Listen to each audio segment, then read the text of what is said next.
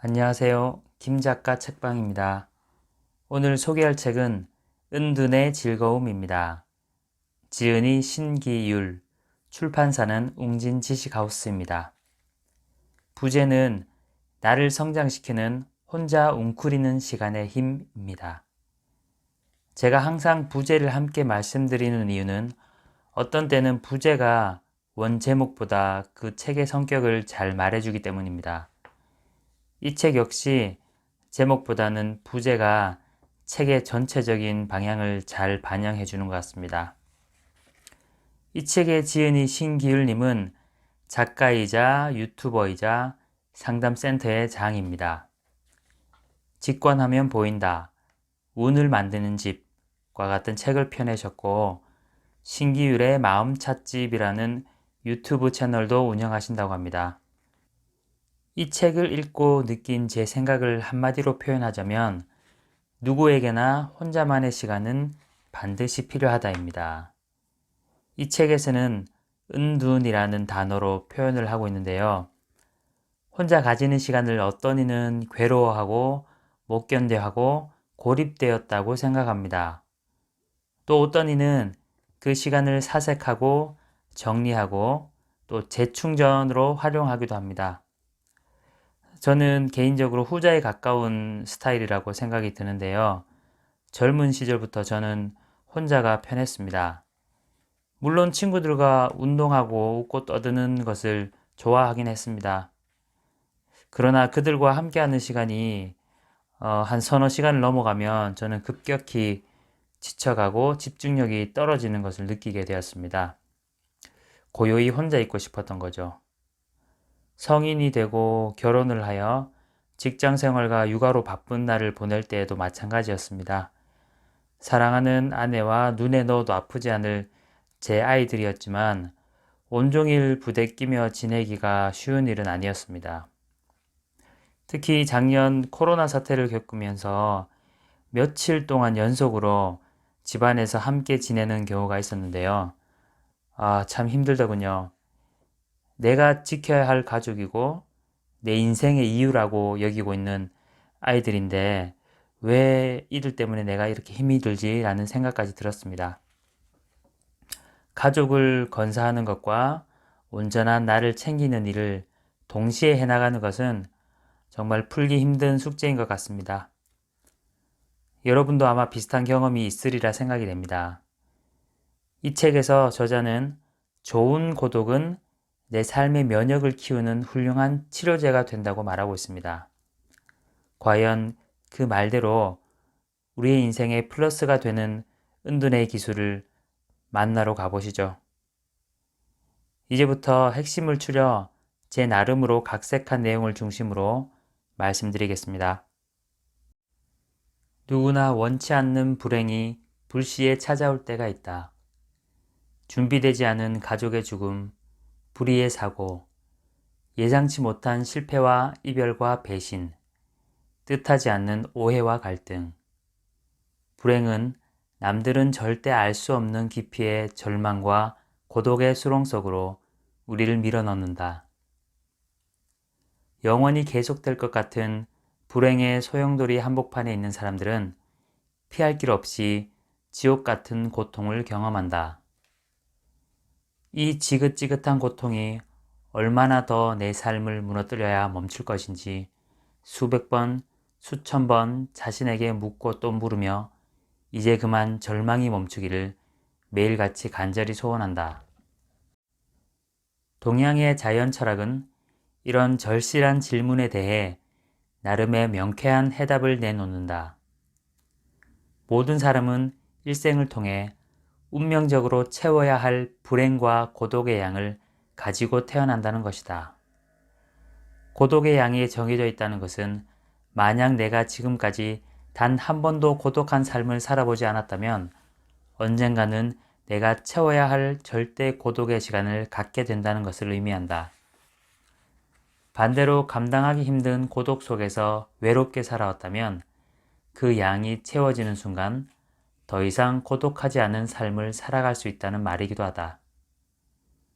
그렇다고 운명이 고독의 모든 것을 주관하고 좌우하는 것은 아니다. 운명은 내가 얼만큼의 고독을 겪어야 하는지 그 크기만을 말해줄 뿐이다. 운명이 던져준 고독을 어떻게 받아들이고 해석하며 그 안에서 어떤 가치를 찾고 또 어떻게 고독을 채워나갈지에 대해서는 스스로 결정해 나가야 한다. 고독의 양을 채우는 방법은 생각보다 다양하다. 절망과 우울을 통해 채우기도 하고 현실을 회피한 채 약물이나 도박에 중독된 삶을 살며 고독의 양을 채우기도 한다. 하지만 그런 방법보다는 자발적인 은둔을 통해 고독의 시간을 보내는 것이 현명하다. 은둔을 통해 고독을 채운다는 것은 사회적 가면을 써야 하는 무대에서 내려와 나를 위한 시간을 보내며 그 시간 속에서 휴식과 질서와 희망을 찾는 것을 말한다. 30 중반이 된 피아니스트 김선욱 씨는 지금도 음악계에서 노력파로 유명하다. 그의 성공 뒤에는 20년 넘게 이어지는 하루 서너 시간의 규칙적인 연습이 있었다. 피아노를 처음 시작했을 때부터 세계적인 피아니스트가 된 지금까지 그는 연습실에서 하루에 3시간씩, 4시간씩 혼자만의 연습을 하고 있다. 학창시절이나 큰 무대를 앞두고 있다면 당연한 모습이겠지만 졸업 후에도 혹은 연주가 없는 기간에도 매일같이 똑같은 강도와 시간을 들여 연습한다. 그에게 피아노 연습은 밥을 먹고 화장실을 가는 것과 같은 일상의 한 부분이 되어 있었다. 그를 보고 있으면 고독의 운명을 어떻게 채워야 하는지, 하루의 일부를 할부로 내주어 고독을 채워나가는 게 어떤 것인지에 대한 답을 찾아주는 좋은 롤 모델을 보는 것 같다. 혹시 내가 지금 고독하지 않은 시간을 살고 있더라도 혹은 불행한 고독 속에 지쳐가더라도 일상의 한 조각을 은둔의 시간으로 내어준다면 내가 채워야 할 절대 고독의 양을 조금씩 채워갈 수 있는 것이다. 그렇게 고독을 잘 활용하는 사람 중에는 자신만의 인생을 멋지게 살아낸 사람들이 많다. 어쩌면 고독한 사람들의 운명 속에는 남들보다 훨씬 큰 고독의 그릇이 놓여 있을지도 모른다. 그 고독의 크기에 두려워하지 않고 오아시스 같은 은둔의 시간을 만들어 고독의 사막을 건너는 그들의 모습에서 우리는 생의 고난을 건널 수 있는 용기와 지혜를 얻는다. 그들이 그럴 수 있다는 건 우리도 그렇게 할 수 있다는 뜻이기도 하다. 어느 날 운명이 우리에게 깊은 고독의 그림자를 들이우더라도 그들이 그러했듯 우리도 해낼 수 있는 것이다. 꼭 혼자를 고집할 필요는 없다. 나를 즐겁게 해줄 사람과 함께라도 힘든 상황으로부터 분리되어 쉴 수 있는 곳이라면 그곳이 어디든 나의 안식처가 될 수 있다. 이때 한 가지 주의해야 할 점이 있다. 내가 쉴 수 있는 편안한 곳을 찾으라는 것이 진탕 술을 마시거나 방문을 걸어 잠그고 게임을 하라는 말은 아니다. 침대에서 뒹굴며 온종일 휴대전화를 보거나 드라마와 영화에 빠지는 것은 잠시 위안이 될 수 있을지 몰라도 충분한 휴식을 주지는 못한다. 오히려 그런 휴식은 고단한 현실을 피해 침대 속에 나를 방치하는 심각한 고립감으로 이어질 수 있다. 어떤 날은 상담에서 했던 말과 들었던 이야기, 그때의 감정과 표정으로 종일 마음이 무거워진다. 그리고 이런 날 아무 준비 없이 집에 들어가면 꼭 탈이 난다. 몸과 마음에 머물러 있던 슬프고 울적한 감정이 그대로 식구들에게까지 전달되기 때문이다. 그럴 때 가장 먼저 피해를 보는 건 약자인 아이들이다. 아이들은 영문도 모른 채 기분이 가라앉은 아빠의 눈치를 보고 아내는 그런 나를 위로해 주기 위해 애를 쓴다.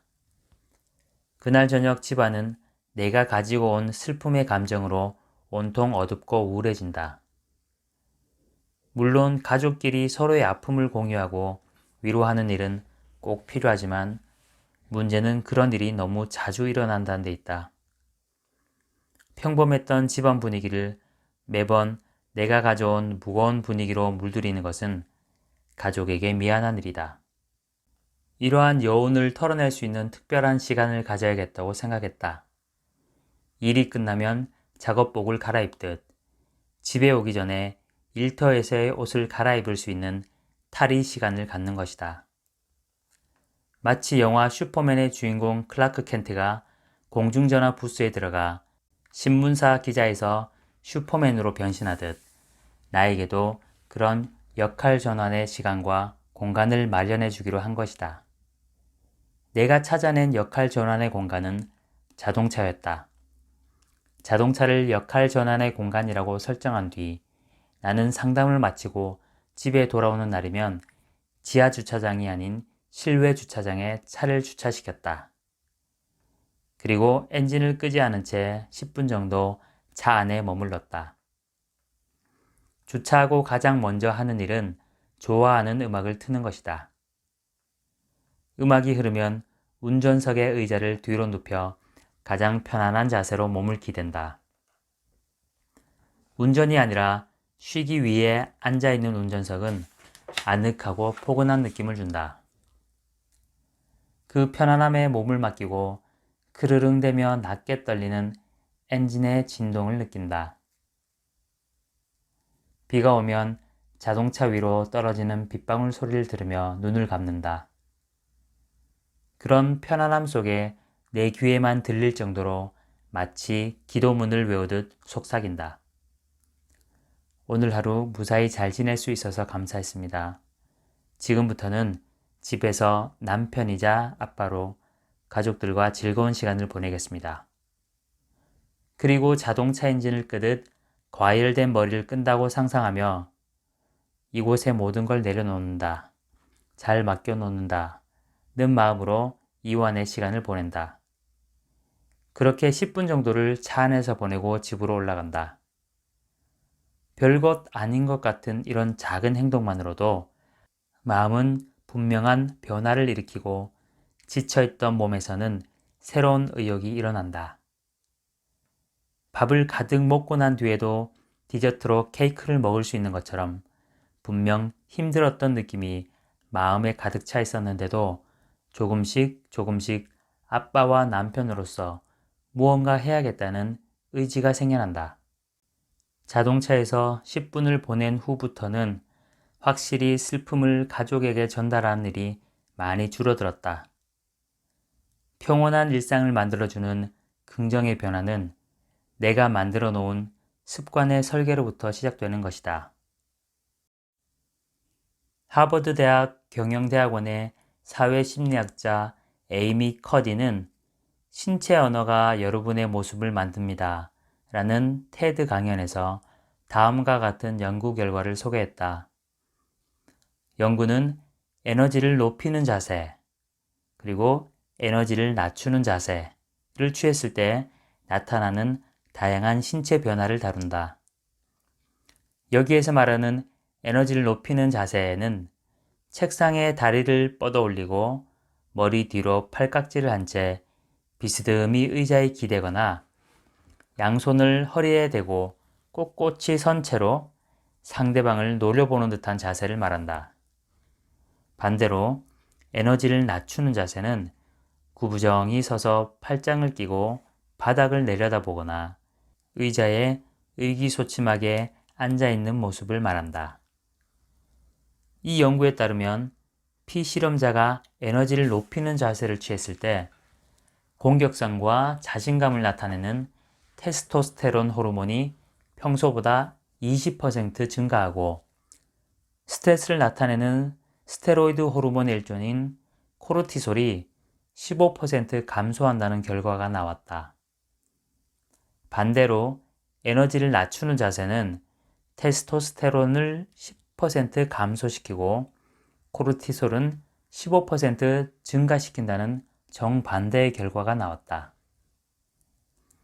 이런 호르몬의 작용으로 에너지를 높이는 자세를 취했던 그룹에서는 도박 참여율이 86%나 되었고 반대의 그룹에서는 60%에 머물렀다.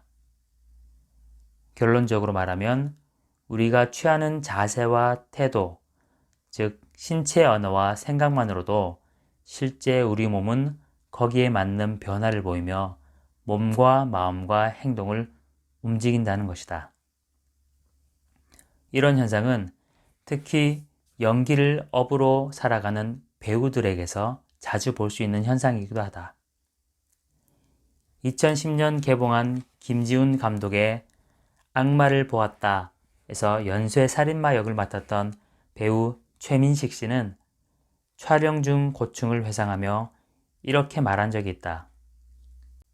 평소에 친하게 지내던 아파트 주민과 엘리베이터를 함께 탔는데 제게 친근한 말투에 반말로 인사를 건네더라고요. 평소 같으면 웃으며 인사를 받아줬을 텐데 그날은 속으로 이 자식이 왜 나한테 반말하지? 하는 생각이 들었어요. 그는 놀랄 정도로 사납고 공격적인 마음이 들었다고 당시를 회상했다. 영화를 위해 연쇄 살인범을 연기하고 있었지만 살인범을 따라해야 했던 신체 언어와 생각이 자신을 촬영장 밖에서도 연쇄 살인범으로 만들어가고 있었던 것이다. 나에게 일과 가정 사이를 오가는 다리 역할을 해줬던 차 안에서의 10분이라는 시간도 이런 식의 인과관계로 설명할 수 있다.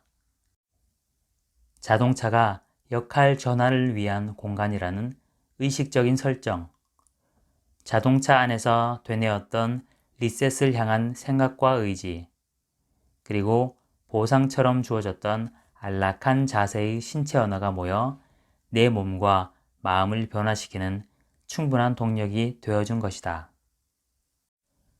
청소를 싫어하는 사람도 귀한 손님이 오는 날에는 청소를 하게 되고 외모에 신경 쓰지 않는 사람도 중요한 미팅 전에는 몇 번씩 거울을 들여다보게 된다. 평소에는 관심도 없고 싫어하는 일도 해야 할 이유가 구체적이고 명확해지면 우리 몸은 큰 저항 없이 움직이기 시작한다. 운동을 싫어하는 지은 씨에게 필요한 것도 구체적인 이유와 목표였다. 운동을 머뭇거리는 지은 씨에게 나는 상실의 시대를 쓴 무라카미 하루키의 이야기를 들려주었다. 하루키는 매해 풀코스 마라톤 대회에 출전할 만큼 마라톤을 좋아하는 작가로 알려져 있다. 달리기를 좋아해 이것을 주제로 책을 쓰기도 했고 나중에 묘비에 적어도 끝까지 걷지는 않았다 라고 쓰겠다고 말할 만큼 마라톤에 대한 그의 애정은 남달랐다. 그가 마라톤을 좋아하게 된 이유는 단순히 건강을 위해서가 아니었다. 마라톤을 하다 보면 오랜 시간 달려야 하는 극한의 상황을 맞이하게 되는데 하루키는 숨이 헐떡이고 심장이 터질 것 같은 절정에도 달리기의 규칙과 완주의 약속을 끝까지 어기지 않는 자신을 만나는 것을 좋아했다. 스스로와의 조우는 긴 호흡으로 글을 써야 하는 작업 리듬에도 많은 도움을 줬다고 한다. 글을 쓰는 동안 자신이 정한 규칙을 잘 지키게 되었고 날마다 목표한 글 양을 포기하지 않고 채우게 되었다고 말이다. 달리기 자체가 자신만의 페이스대로 혼자 뛰는 운동이기에 그 시간만큼은 다른 누군가를 신경 쓰지 않아도 된다. 그러니 달릴 때만큼은 작가 하루키가 아니어도 괜찮았다. 글을 쓸 때처럼 좋은 결과를 낼 필요도 없었다. 그런 자유로움은 작가라는 일상의 삶에서 아마추어 마라토너라는 또 다른 인생을 간접 경험하는 무대의 이동을 의미했다. 마라톤이라는 두 번째 무대는 그에게 사회적 자아를 드러내지 않아도 되는 은둔의 공간이 되었다. 그는 달리기를 말할 때 내가 하고 싶은 이야기라는 책에서 이렇게 말했다. 나는 소설 쓰기에 많은 것을 매일 아침 길 위를 달리면서 배워왔습니다. 자연스럽게, 육체적으로, 그리고 실무적으로요. 보이는 것을 정리하면 보이지 않는 것도 정리가 될까? 많은 사람에게 정리 정도는 어쩔 수 없이 해야 하는 귀찮은 일이나 의무적으로 해야 하는 가사 노동쯤으로 여겨진다. 하지만 우리가 무언가를 정리한다는 건 단순히 치운다는 청소의 의미가 아니라 무질서해진 에너지의 질서를 바로잡는다는 좀 더 깊은 의미가 담겨 있다. 인간을 제외한 어떤 생명체도 사람처럼 자신의 공간을 완벽히 정리하지 못한다. 곤충의 왕국에서 위대한 건축가로 알려진 개미나 벌조차도 먹이를 저장하고 적의 위협으로부터 자신을 보호하는 용도가 아닌 미학적인 공간의 정리는 하지 못한다. 오직 사람만이 생존을 넘어선 또 다른 의미의 정리정돈을 할 수 있는 능력이 있다. 자연은 질서정연하게 정리되어 있기보다 흩어져 부질서하게 되려는 본성이 있다. 그래서 우리가 사는 공간은 잠시만 손을 놓고 관심을 두지 않으면 금세 무질서해진다. 그리고 이런 자연의 법칙은 우리의 마음에도 그대로 적용된다. 무언가를 정리한다는 것은 무질서한 에너지에 질서를 잡는 것이다. 우리는 보이는 공간과 물건을 정돈함으로써 보이지 않는 삶의 에너지를 충전할 수 있다. 내가 즐겨 마시는 중로차는 대나무 숲에서 대나무 이슬을 먹고 자라는 차를 말한다.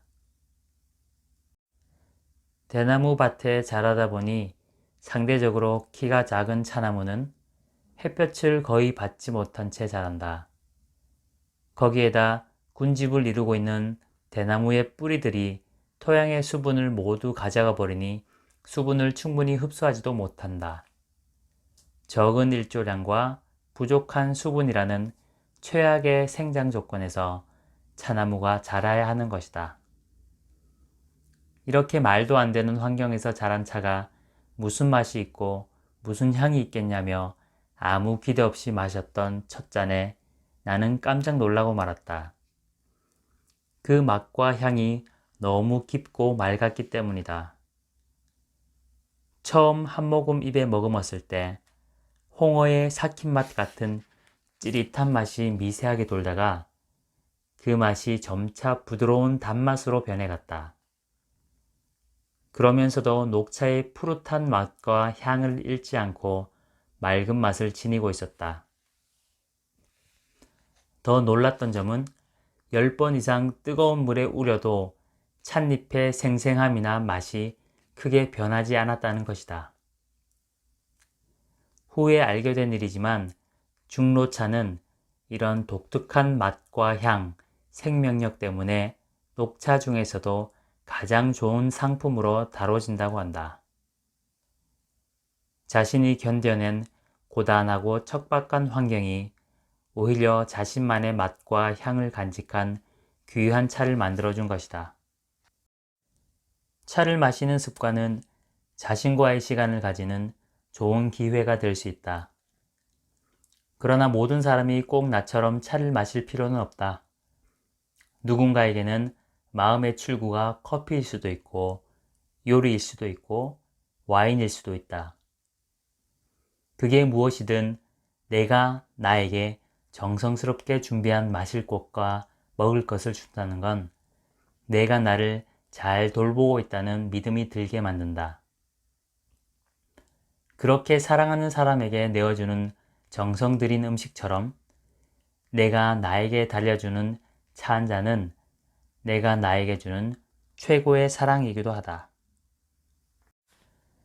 사람이 태어나서 가장 먼저 겪는 마음의 병은 분리불안증이다.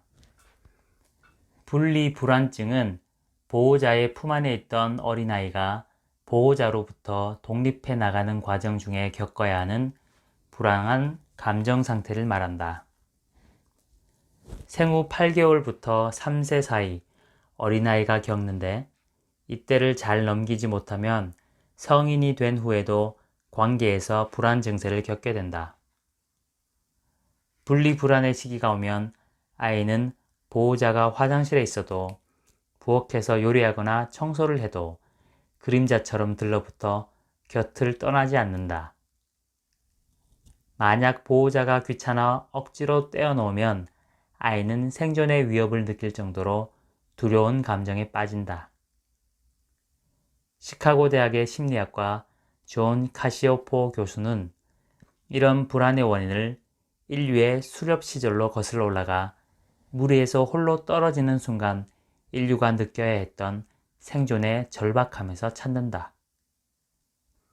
함께 있을 때 더 안전하다는 유전자에 새겨진 기억이 의지할 대상을 잃었을 때 빨리 그 위기에서 벗어나라고 불안이라는 경고를 보내는 것이다.